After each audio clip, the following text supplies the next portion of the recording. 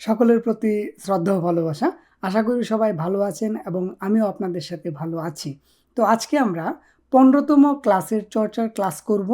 আমরা এই ক্লাসে ব্যাকরণ তো শিখবই, সেই সাথে আমরা শিখব যে কোরিয়ান ভাষার দক্ষতাটা আমরা কিভাবে বাড়াতে পারি, ঠিক আছে?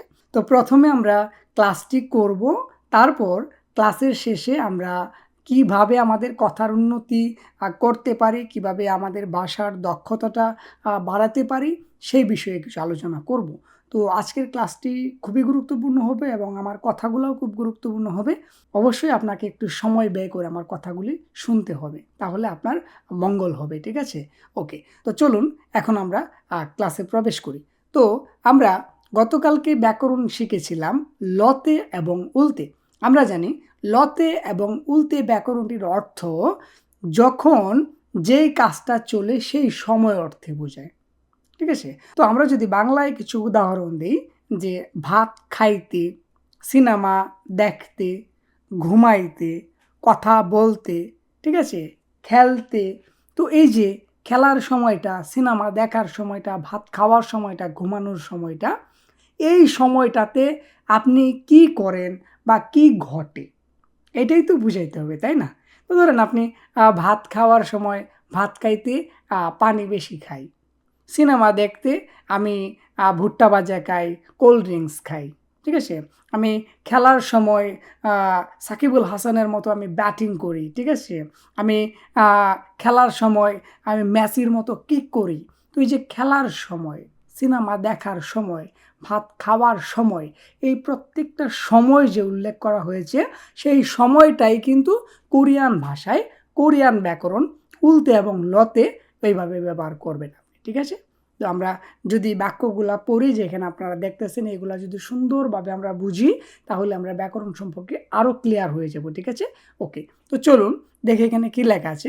এখানে লেখা আছে হিউংনিম জিবে গালতে মো থাগু গাছেও, অবশ্যই নোট করবেন। তো এখানের অর্থটা কি বোঝাচ্ছে, যে বাড়িতে যাওয়ার সময় কিসে চড়ে যান, কিসের সময়, বাড়িতে যাওয়ার সময়। এই যাওয়ার সময়টাতেই কিন্তু ব্যাকরণের ব্যাপারটা হয়েছে। তো দেখেন, গাদা মানে যাওয়া, গা দা দা বাদ দিলে থাকে শুধু গা, যেহেতু বাচ্চিম নাই সেহেতু লতে ব্যবহার হবে।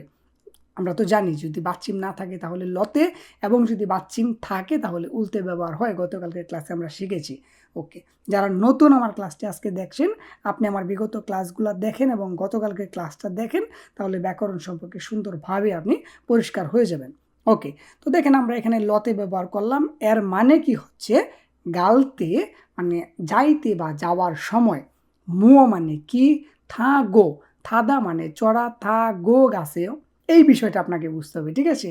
দেখেন, বাড়িতে যাওয়ার সময় কিসে চড়ে যান, ক্লিয়ার? ওকে, তারপর কি আছে, বাবমগুলতে মূল মানি মাসি জি মায়ো, ভাত খাওয়ার সময় পানি বেশি পান করবেন না, এখানে এটা বোঝানো হয়েছে। তো দেখেন, ভাত খাওয়ার সময়টা এখানে বোঝানো হয়েছে। বাব মানে ভাত, মগদা মানে খাওয়া, মগদা দা বাদ দিলে থাকে মগ, এই গিয়কের জন্য আসবে উলতে। আমরা জানি বাচ্চিম হলো গিয়ক, এই গিয়কের জন্য উলতে আসবে। তো উলতে যদি আসে তাহলে কি হয়, মগুলতে। মগুলতে শব্দের অর্থ কি, খাইতে বা খাওয়ার সময় কি করেন, কি করতে হবে, কি করব না, এটাই বুঝাইতেছে, ঠিক আছে? মূল মানি মাসিজি মায়ো মানে পানি বেশি পান করবেন না। মূল মানে পানি, মানি মানে বেশি, মাসিদা মানে পান করা, মাসি জি মায়ো পান করবেন না, ঠিক আছে? পান করু না।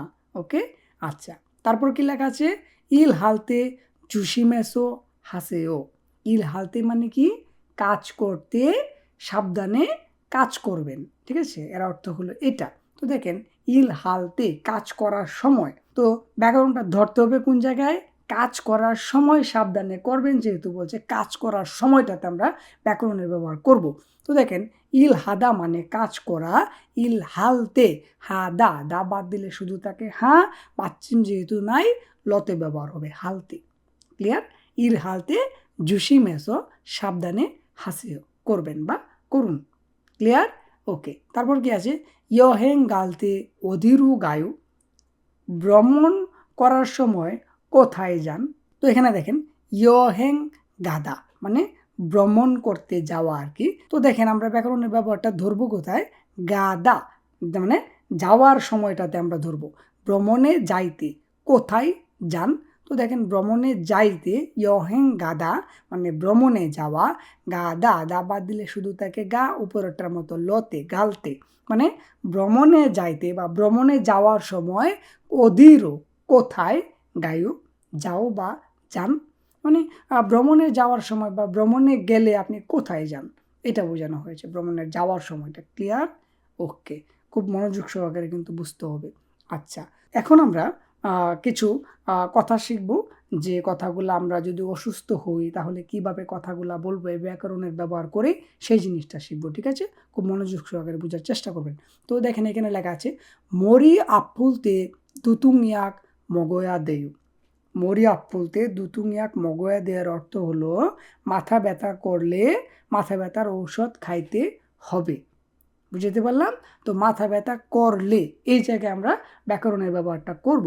তো দেখেন মরি আফুদা মাথা ব্যথা করা, মরি আফুদা দা বাদ দিলে থাকে শুধু ফু, আফু, যেহেতু বাচ্চিম নাই সেহেতু লতের ব্যবহার হবে। আফুলতে মাথা ব্যথা করলে, ঠিক আছে, আফুদা মানে ব্যথা করা, মরি মানে মাথা, মরি আফুদা মাথা ব্যথা করা, মরি আফুলতে মাথা ব্যথা করার সময় কি করতে হবে, দুতুমিয়াক এটা হলো মাথা ব্যথার ঔষধ, দুতুমিয়াক মগয়া দেয় খাইতে হবে। ঠিক আছে, মগয়া দেয় মানে খাইতে হবে। এখানে অয়াদেয় ব্যাকরণটি ব্যবহার আমরা করেছি। আমরা জানি অয়াদেয় ব্যাকরণটি কিভাবে, কখন, কোথায়, কার সাথে ব্যবহার হয়। যারা জানি না, বিগত ক্লাস যদি আমরা করি তাহলে আমরা বুঝতে পারবো। ওকে, তারপর কি আছে, এখানে আছে নানুন কিছি মিসুলতে বেঙনে গাত্তা ওয়াসয়। এর মানে হলো আমার কাশির সময় হাসপাতালে গিয়ে এসেছিলাম। ঠিক আছে, কাশির সময়টা বোঝানো হয়েছে, সেই কাশির সময়টাতে আমরা ব্যাকরণের ব্যবহার করব। নানুন আমার, খিচিম কাশি, ইসুলতে যখন ছিল এই জায়গাটা বোঝানো হয়েছে অতীতকাল। ঠিক আছে, ইত্তা মানে আছে, ইসুলতে যখন ছিল ওই সময়টা বুঝাইতেছে যখন ছিল। ঠিক আছে, ইসুলতে থাকার সময়, হওয়ার সময়। ঠিক আছে, কিচিম ইসুলতে কাশির সময়, বেঙ্গনে হাসপাতালে কাত্তা ওয়াসয়। আমরা ধরলাম কোন জায়গায়, এই জায়গায়। ইত্তা মানে আছে, দা বাদ দিলে থাকে ইত, এই ইতের সাথে আমরা উলতে ব্যবহার করব, উচ্চারণটা হবে ইসুলতে। ঠিক আছে, ওকে। তারপর কি আছে, খামগি ইয়াক অপসুলতে দাসী গায়া দেয়, মানে সর্দির ওষুধ না থাকলে কি আবারও যেতে হবে। ঠিক আছে, এটা এখানে বোঝানো হয়েছে। খামগি ইয়াক অপসুলতে দাসী গায়া দেয়, মানে সর্দির ঔষধ না থাকলে আবার যেতে হবে, দাসী মানে আবার গায়া দিয়েও যেতে হবে। তো দেখেন না থাকার সময়টাতে আমরা ব্যাকরণের ব্যবহার করব।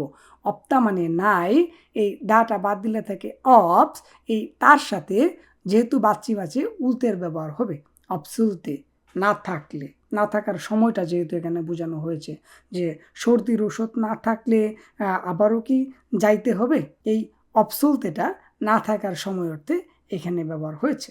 ক্লিয়ার? ওকে, এই ইসুলতে মানে যখন ছিল, অপসলতে মানে যখন থাকবে না। ঠিক আছে, ওকে, না থাকলে থাকার সময়। ঠিক আছে, ওকে।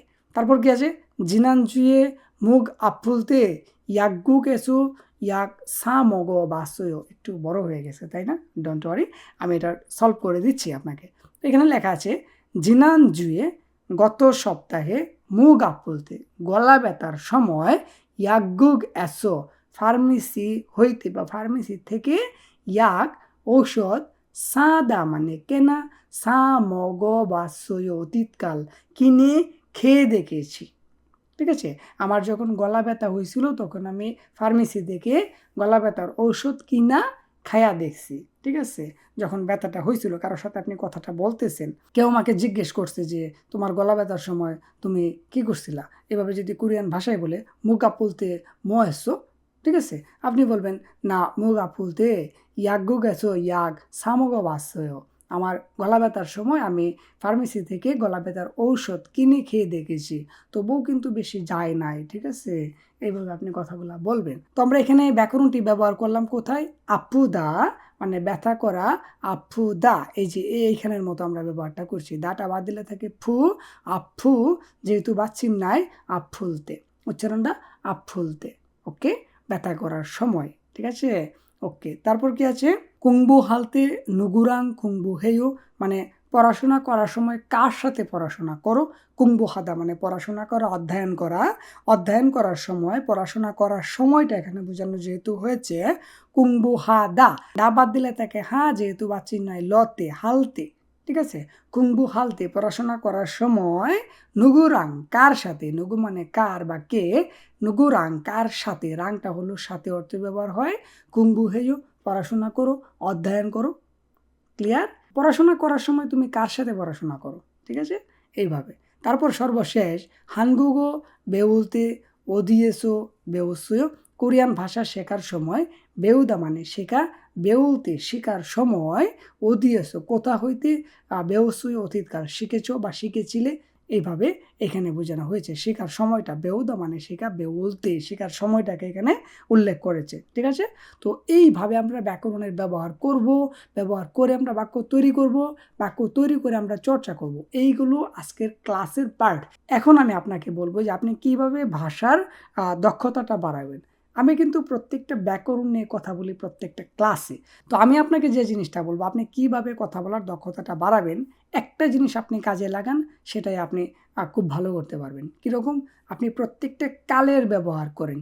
আমি ভাত খাই, আমি ভাত খেয়েছি, আমি ভাত খেয়েছিলাম, আমি ভাত খাবো, আমাকে ভাত খাইতে হবে, আমি বাজারে যাব, আমি বাজারে গিয়েছিলাম, আমাকে বাজারে যাইতে হবে, আমি বাজারে গিয়েছি। এই যে দেখেন প্রত্যেকটা ব্যাকরণ কিন্তু আমি পড়াইছি আপনাদের, আপনারা ইতিমধ্যে জানেন।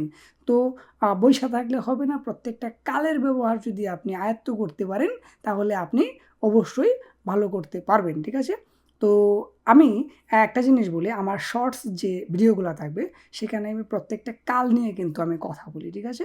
ওইভাবে যদি আপনি চর্চা করেন তাহলে আপনি অবশ্যই ভালো করতে পারবেন। তো আজকের ক্লাসটি এই পর্যন্তই। আগামী ক্লাসে অর্থাৎ 16তম ক্লাসে আমাদের আবারও দেখা হচ্ছে অন্য কোনো ব্যাকরণ নিয়ে। সেই পর্যন্ত সবাই ভালো থাকি, সুস্থ থাকি। সবাইকে অসংখ্য ধন্যবাদ এতক্ষণ দীপু ভাইয়ের সাথে থেকে সুন্দর একটি ক্লাস করার জন্য।